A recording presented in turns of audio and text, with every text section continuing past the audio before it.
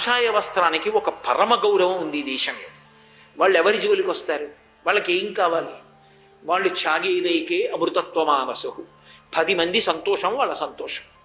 కాబట్టి వాళ్ళు అపకారం ఎందుకు చేస్తారు? వాళ్ళతో అబద్ధాలు ఆడవలసిన అవసరం ఉండదు. అందుకని సన్యాసి రూపంలో వెళ్ళారు. వెళ్ళిన వారు అక్కడ మళ్ళీ ఒక విశేషం ఉంటుంది. సన్యాసి కనపడ్డాడు అనుకోండి, ఏ ఆశ్రమంలో ఉన్నవాడైనా సరే ఆయనకి నమస్కారం చేయాలి. గృహస్థైనా విద్వాంసుడైనా ఎవరైనా నమస్కారం చేయాలి. కాషాయ దండమాత్రేణ యతి పూజ్యో న సంశయ, చేతిలో దండం ఉండి కాషాయం బట్ట కట్టుకుని ఉంటే ఆయనకి నమస్కారం చెయ్యమని శాస్త్రం. కాబట్టి ఇప్పుడు న్యాయంగా హనుమకి రామలక్ష్మణులు చెయ్యాలా, రామలక్ష్మణులకు హనుమ చెయ్యాలా? రామలక్ష్మణులు హనుమకి చెయ్యాలి, హనుమ రామలక్ష్మణులకి నమస్కారం చేశారు. మరి తప్పు కాదా? రాముడు ఒప్పుకుంటాడా? ధర్మాత్ముడు. నిజంగా రామలక్ష్మణుల దగ్గరికి వెళ్ళేటప్పటికీ ఈ శఠబుద్ధి అవసరం లేదు. వాళ్ళు మహాధర్మాత్ములు అన్న విషయం, వీళ్ళే నా ప్రభువు, ఈయననే నేను సేవిస్తాను, ఈయనే నాకు సమస్తం అనుకోకుండానే మొదటి సన్నివేశంలోనే, మొదటి సమావేశంలోనే హనుమయందు ఆ భక్తి ప్రకటనమైపోయిందంతే. ప్రకటనమైపోయి ఆయనతో మాట్లాడి ఆయనని వర్ణించారు. వర్ణించి వర్ణించి వర్ణించి మీ నిజరూపం ఏమిటని అడిగి చిట్ట చివర ఒక మాట అన్నారు. అడగలేదు రాముడు, ఒక్క మాట మాట్లాడలేదు. శ్రీరామాయణం చదివితే దేని గురించి ఎంత మాట్లాడాలో, ఎప్పుడు ఎంత వ్యగ్రత పాళ్లే ఉండాలో, ఎక్కడ వ్యగ్రత విడిచిపెట్టేయాలో, ఎక్కడ ప్రశాంత చిత్తుడై ఉండాలో అలవాటు అవుతుంది. ఏమి రామాయణం అండి? ఒక్క మాట రాముడు మాట్లాడలేదు. మీరెవరు మీరెవరు మీరెవరు అని అడుగుతూనే ఉన్నారు.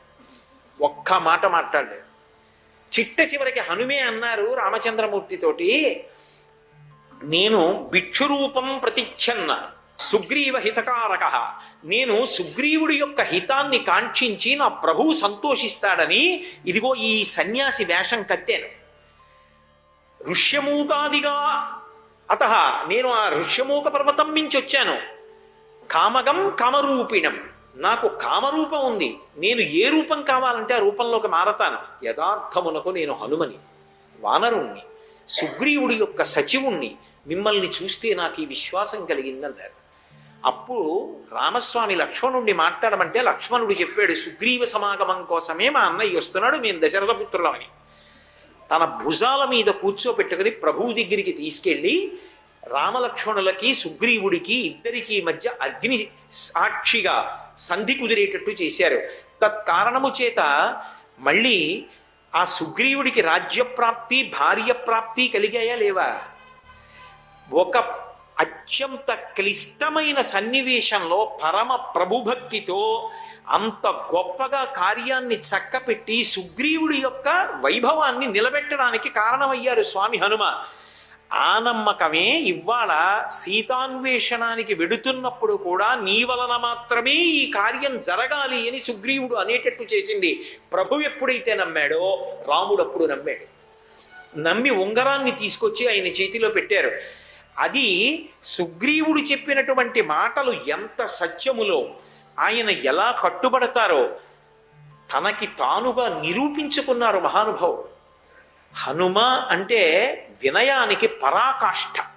సాధారణంగా వినయం పాడవడం అనేటటువంటిది ఏ కారణం చేత వస్తుంది అంటే, అదే పనిగా పొగిడారు అనుకోండి, వినయం భ్రంశం అవుతుంది. ఓహో నేను ఇంత వాణ్ణి అనమాట అని ఒక ఆలోచన వస్తుంది. అందుకే పిల్లల్ని తండ్రి ఎన్నడూ వాళ్ళ ముఖం మీద పొగడరాదు అంటారు. కారణం ఏమిటి అంటే, తండ్రి పొగిడాడు అనుకోండి పాడవుతారు. ప్రోత్సహించాలంటే ఇంకా చదవాలరా అంటుండాలి. కాబట్టి ఆ వినయం భ్రంశమవడానికి కారణం కేవలం పొగట్ట. రామదూత హనుమాన్, శ్రీరామదూత హనుమాన్.